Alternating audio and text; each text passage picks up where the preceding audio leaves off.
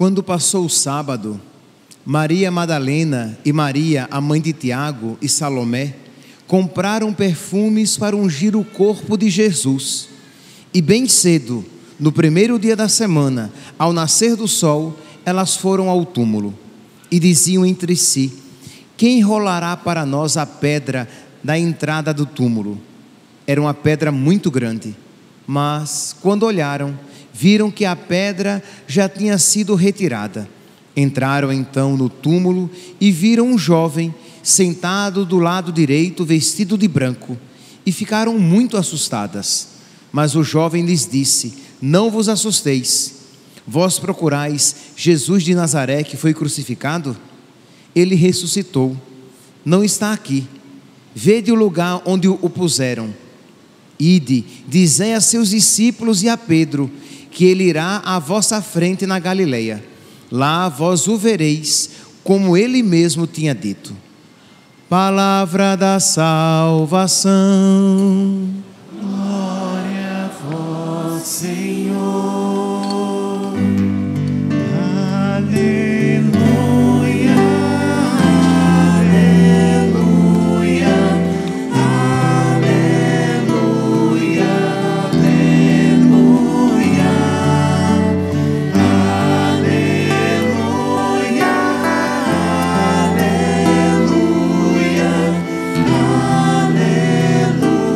aleluia.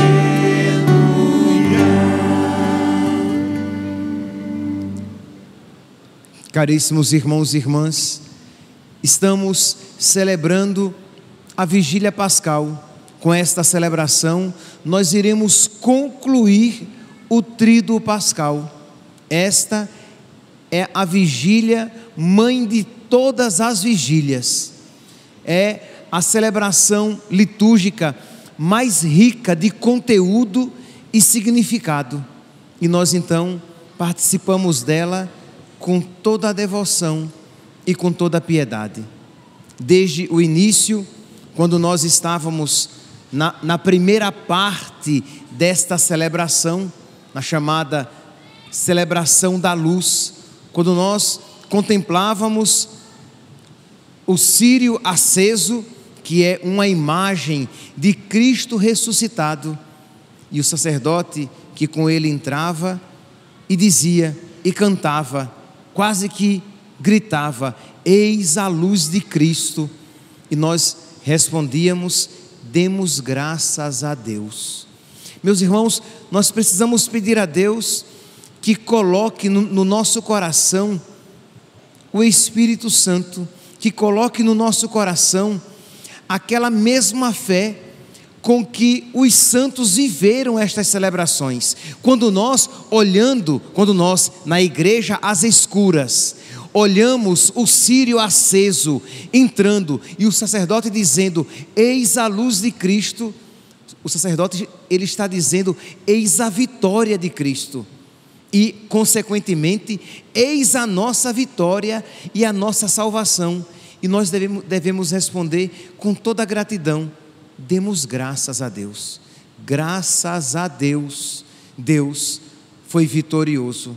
Graças a Deus, Deus nos libertou dos nossos pecados. Graças a Deus, nós temos um motivo por que nos alegrar. Por quê? Porque Ele ressuscitou. Eis a luz de Cristo, demos graças a Deus. E é exatamente porque Ele ressuscitou que tem significado aquilo que Jesus vai dizer posteriormente: eu sou a luz do mundo, quem me segue não andará nas trevas, mas terá a luz da vida. Isto é, Ele é a luz que ilumina todas as trevas, Ele é a luz que expulsa todas as trevas, Ele é a luz que dá significado a toda a história. Quem me segue não andará nas trevas, mas terá a luz da vida. E nós então, com a igreja às escuras, com velas acesas, nós começamos a celebrar a Páscoa, mas ao mesmo tempo nós nos preparamos para a Páscoa definitiva. Que se é verdade e é verdade que estamos celebrando a Páscoa, é também verdade que ainda não se realizou aquilo que nós esperamos. Ele ainda não é tudo em todos. Nós ainda esperamos a Páscoa eterna, a Páscoa definitiva, e nós esperamos com lâmpadas acesas. Assim como aquelas virgens da parábola que esperam o seu Senhor, que esperavam o seu Senhor com lâmpadas acesas, assim nós também precisamos esperar, às vezes em meio à escuridão da vida, mas com a luz da fé acesa, com as nossas lâmpadas cheias de óleo, cheias de fé, cheias de caridade, cheias de esperança, que nos capacitam a esperar o Senhor, para que nós não percamos nada do que Ele nos conseguiu com a sua paixão, morte e ressurreição. E então, nós ainda, com as nossas velas acesas, nós cantávamos o precônio pascal, o anúncio da Páscoa, e é um cântico, meus santos, tão bonito, que vale a pena pegar algumas partes dele e refletir. Ele também recebe o nome de Exultate. Por quê? Porque nós iniciamos este cântico chamando a exultação. Exulte o céu e os anjos triunfantes, os anjos bons. Os anjos derrotados, os anjos maus, os demônios, eles se revoltam. Mas os anjos bons e aqueles que a Deus pertencem, exultam com a vitória de Cristo. Ontem, antes da celebração, alguém me perguntava, porque eu me referi a este filme várias vezes, porque é uma catequese, e vale a pena assistir a este filme, porque ele é uma catequese que nos ajuda a viver a nossa fé, que nos ajuda na nossa espiritualidade. Então, naquele filme, A Paixão, do diretor Mel Gibson, um dos acólitos aqui da paróquia perguntava por que é que naquela cena em que Jesus morria, o diabo gritava e se revoltava. E eu dizia a ele, porque ali o diabo viu que pela sua morte ele foi destruído. Enquanto Jesus morria, ele na verdade vencia, ele era vitorioso. Então o diabo gritou de horror. Nós, porque sabemos que Jesus Cristo é vencedor, nós exultamos de alegria. Então exulte o céu e os anjos triunfantes, mensageiros de Deus, desçam cantando, façam soar trombetas fulgurantes, a vitória de um rei anunciando. A vitória de Cristo. Cristo não ficou esquecido na morte. Cristo é vitorioso. Cristo venceu a morte. E se Cristo venceu a morte na sua humanidade, nós, unidos a Ele, também venceremos. E se houve um terceiro dia para Jesus Cristo, também haverá para nós, se estivermos unidos a Cristo. De modo que, meus irmãos, com as lâmpadas acesas, o nosso coração deve se encher de esperança no céu. Que ninguém vá embora hoje, que ninguém volte para casa depois desta celebração, sem antes pedir a Deus a graça de crescer na fé no céu, de crescer na esperança do céu, de crescer no desejo do céu. Nós precisamos desejar, e desejar muito, porque foi exatamente para nos conceder o céu que Jesus Cristo sofreu a paixão e a morte e ressuscitou. Então nós precisamos desejar muito, porque seria muito triste que este grande presente que Ele quer nos conceder não fosse desejado por todos nós. Mas continua este belíssimo cântico, e mais à frente vai dizer: foi Ele quem pagou do outro a culpa, quando por nós a morte se entregou, para apagar o antigo documento na cruz todo o seu sangue derramou. A culpa do outro é a culpa nossa. Então foi Ele quem pagou do outro, dos outros, a nossa culpa, quando por nós a morte se entregou. E aquele documento, São Paulo faz referência a isso, que Cristo rasgou, destruiu o documento que existia contra nós, porque Ele pagou com o seu sangue. E quando nós vemos o pagamento para os nossos pecados, nós vemos duas coisas: como foi grave o nosso pecado, que teve como pagamento o sangue do nosso Deus, o sangue do nosso Redentor, e ao mesmo tempo, como é grande o seu amor, que derramou todo o seu sangue, não reservando para si nenhuma gota, para nos salvar. Meus irmãos, nós não podemos duvidar do seu amor. Pode ser que você, em plena vigília pascal, prestes, quer dizer, já entramos no tempo pascal, pode ser que o seu coração ainda esteja abatido por algum desânimo, por alguma tristeza, por algum sofrimento, por alguma tribulação, mas ao mesmo tempo, se agarre a esta verdade de fé, não de sentimento, de fé, e diga: Senhor, eu não quero duvidar do teu amor, eu não quero duvidar da tua providência na minha vida. Tu fizeste muito mais por mim. Quem faz o mais, faz o menos.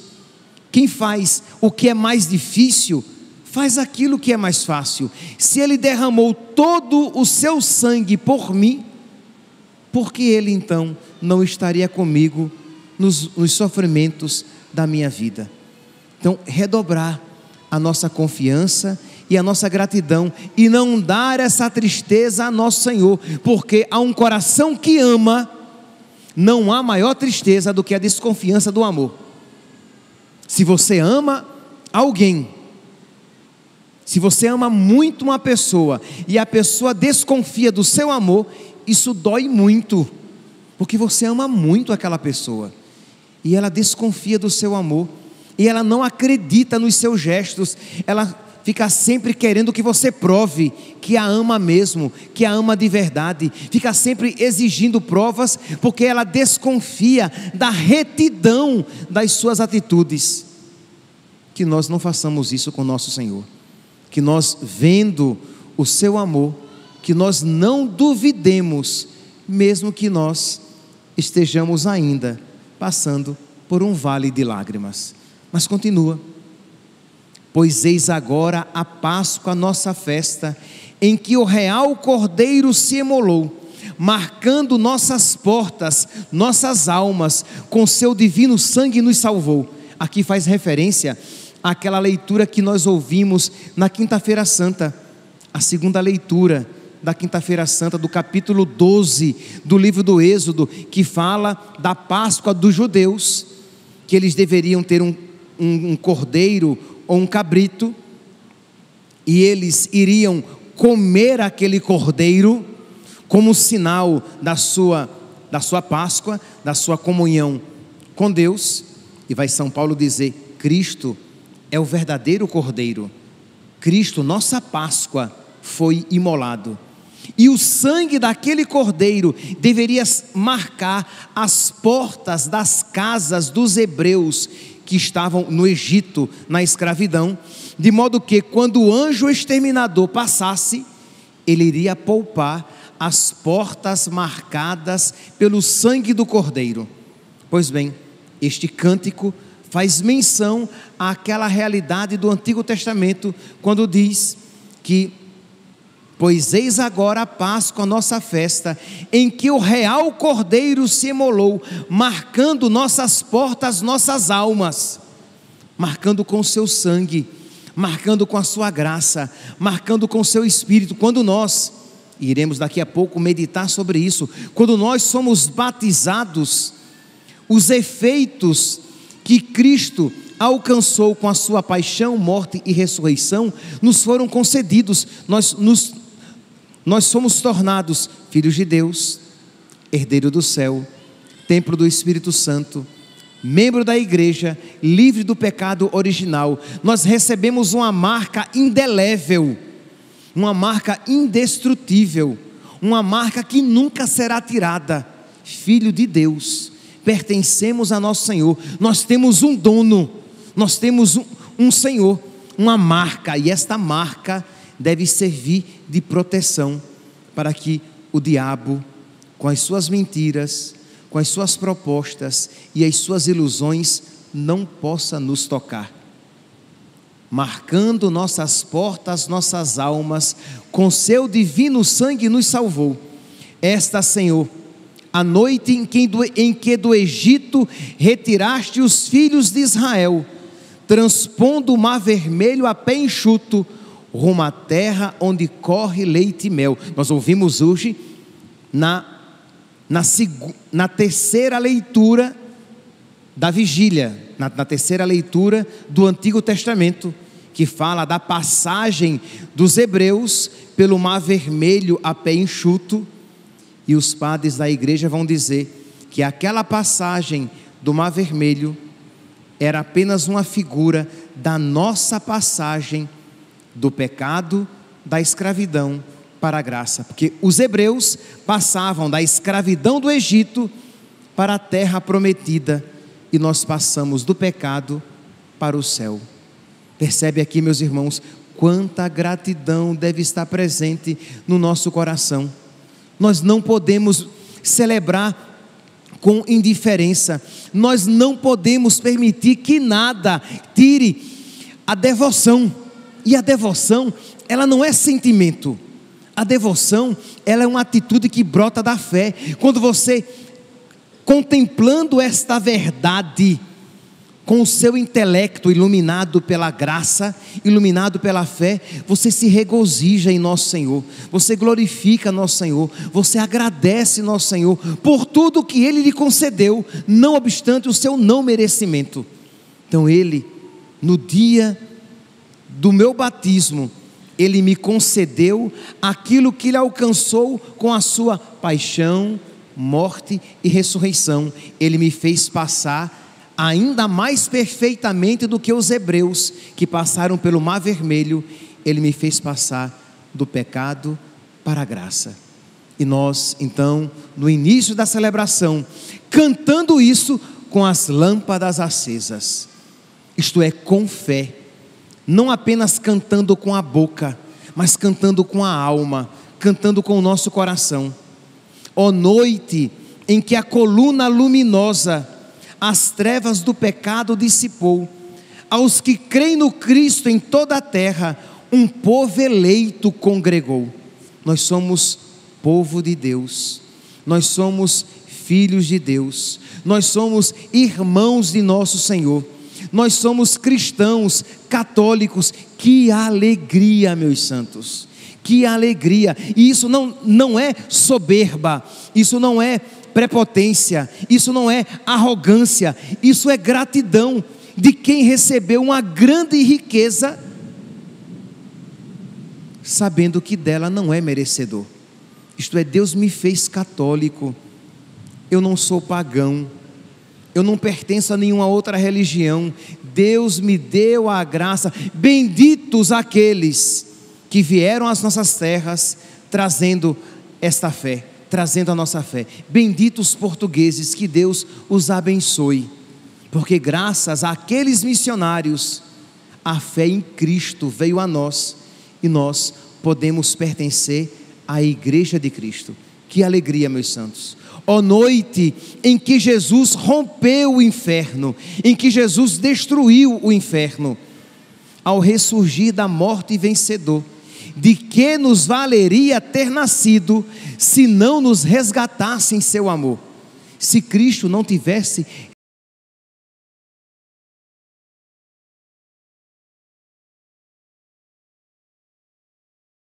tendo autoridade sobre nós, e o nosso destino seria o inferno.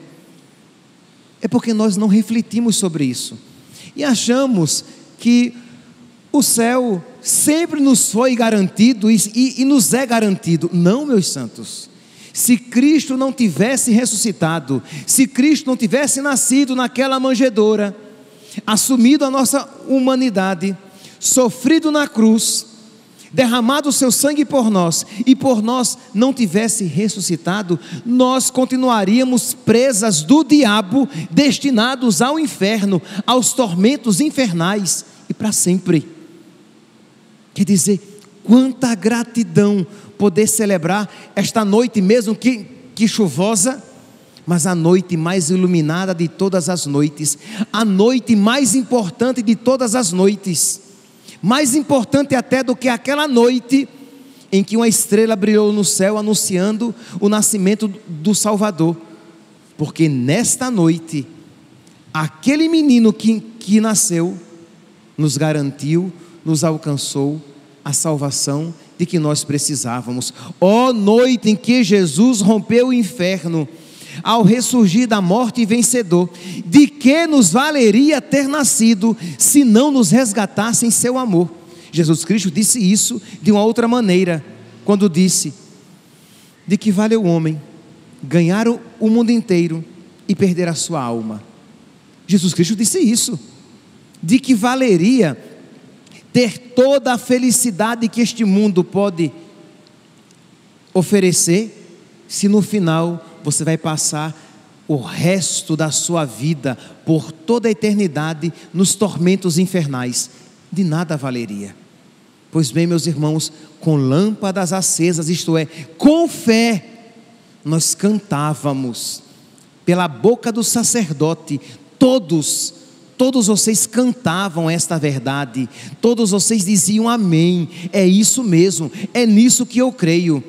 Ó Deus, quão estupenda a caridade, isto é, quanto amor. Deus não precisava de nós, Deus não precisa da nossa companhia, Deus não precisa do nosso amor, mas porque nos ama, Ele quer precisar. Imagine, que grandeza, quão grande, quão estupenda, quão maravilhosa a caridade vemos no vosso gesto fulgurar. Não hesitais em dar o próprio Filho, para a culpa dos servos resgatar. Na segunda leitura da vigília de hoje, nós víamos Abraão subindo o monte Moriá, com o coração apertado, porque Deus tinha lhe pedido o seu filho, Isaque. Meus irmãos, se Abraão, que tinha pecado, teve o coração apertado, sofrido, quando pensou na possibilidade de entregar o seu filho, nós não podemos imaginar o aperto do coração do pai, ao oferecer o seu filho por nós. Quem faria? Não tem lógica. Você dá o seu filho para salvar o escravo? Não tem lógica. Pois foi isso que Deus fez. Ele deu o seu filho para nos salvar, e para salvar aqueles que estavam machucando e matando o seu filho. Quão estupenda a caridade, que nós não podemos compreender, mas nós podemos adorar, nós podemos glorificar, com velas acesas, cantar esta verdade de fé, cheios de gratidão no nosso coração, com o nosso coração cheio de gratidão. Ó pecado de Adão indispensável, pois o Cristo o dissolve em seu amor. Ó culpa tão feliz que há merecido a graça de um tão grande Redentor. Nós meditávamos sobre isso ontem. Aqui o cântico traz aquela frase de Santo Agostinho: ó culpa tão feliz, felix culpa. Por que ó culpa feliz? Porque o pecado foi uma felicidade? Não, mas porque Deus é estupendo em caridade, Ele nos concedeu, depois do pecado, algo muito maior do que aquilo que nós tínhamos perdido com o nosso pecado. Como Deus é bom, como Deus é bom. Meus irmãos, nós precisamos então viver esta celebração com o coração cheio de gratidão, que você agora mesmo, durante esta celebração, agradeça a Deus, ao invés de você reclamar o que não tem, e por não ter alcançado o que você já pediu, agradeça a Deus por todas estas graças concedidas. Agradeça a nosso Senhor a sua estupenda caridade, para que esta celebração seja fecunda na sua alma, senão você voltará tão duro, tão ressequido, tão endurecido no seu egoísmo, como aqui você entrou, e não deve ser assim.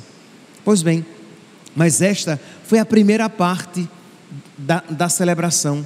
A segunda parte, nós ouvimos a palavra de Deus, a história da salvação, nós ouvimos a maneira de Deus agir na história, e isso enche o nosso coração de fé, enche o nosso coração de esperança.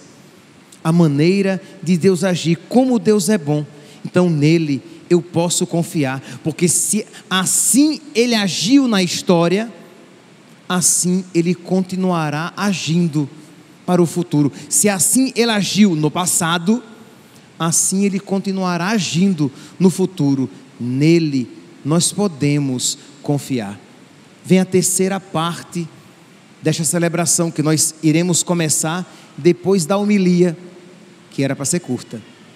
Depois da homilia, nós iremos começar a terceira parte, que é a liturgia batismal, em que nós iremos recordar o nosso batismo, em que nós iremos agradecer a Deus por sermos um povo batizado, em que nós iremos agradecer a Deus por todas as graças que Ele nos concedeu. Isto é, no batismo, quando aquela criancinha, quando aquele jovem, quando aquele adulto é batizado, e o sacerdote diz: José, Maria, eu te batizo em nome do Pai, e do Filho, e do Espírito Santo. Na alma daquela criança, daquele jovem, daquele adulto, são infundidos todos os frutos que Jesus Cristo nos alcançou com a sua paixão, morte e ressurreição.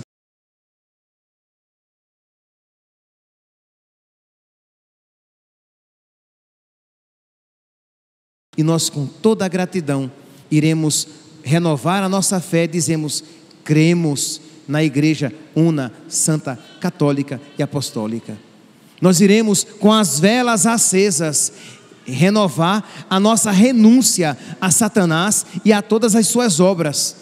Iremos pedir a Deus que feche o nosso coração para todas as propostas diabólicas, demoníacas, satânicas, que Ele não nos permita ser ludibriados, enganados, seduzidos pelas propostas mentirosas do pecado, mas que no nosso coração arda a chama da fé, representada naquela vela, mais uma vez acesa na nossa mão, de modo que nós sempre possamos ver as artimanhas do diabo e rechaçá-la, expurgá-la, extirpá-la da nossa vida.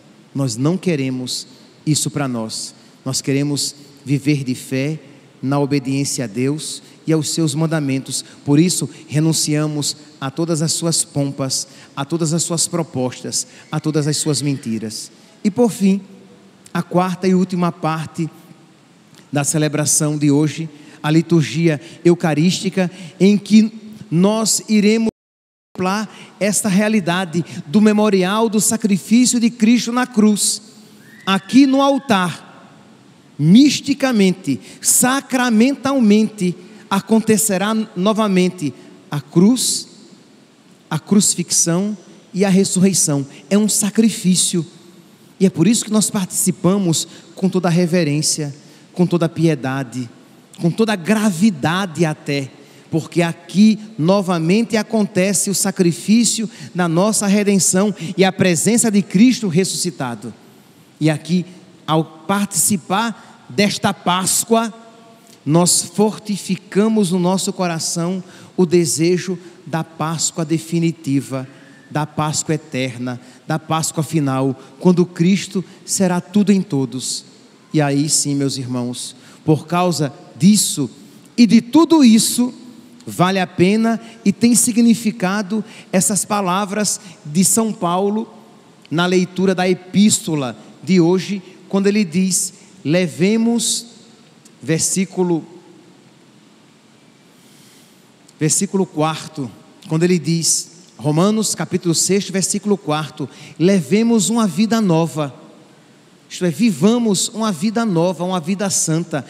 Ou, noutra passagem desta mesma epístola, no capítulo 13, Romanos capítulo 13, versículos 12 a 14, quando ele diz, despojemo-nos das obras da carne, revistamo-nos das obras da luz. Despojemo-nos das obras das trevas, revistamo-nos das armas da luz, revistamo-nos de Cristo. Só assim, meus irmãos, revestindo-nos de Cristo, despojando-nos das trevas, nós poderemos celebrar de verdade, na liturgia e na vida, este grande mistério que Cristo nos concede com a sua paixão, morte e ressurreição. Que nós então, imbuídos, fortalecidos, sustentados por este Espírito, por esta mesma fé, nós continuemos a nossa santa celebração. Louvado seja nosso Senhor Jesus Cristo, para sempre seja louvado.